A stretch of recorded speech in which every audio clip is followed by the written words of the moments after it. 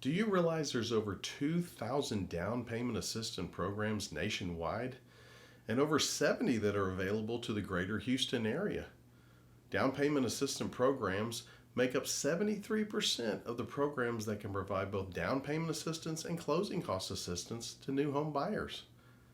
Now, there's certain specific programs that are set up for police and firefighters and teachers, healthcare workers, among others. But the interesting thing that we found is you don't necessarily have to be a first-time home buyer. In fact, 38% of all the programs are for repeat home buyers. And while some are income-based, what we found is many allow for higher incomes than what you might think.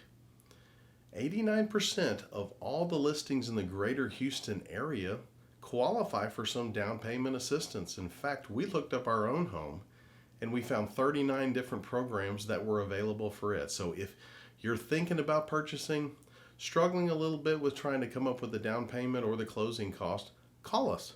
We'd love to see what might be available for you and to help you get into that new home.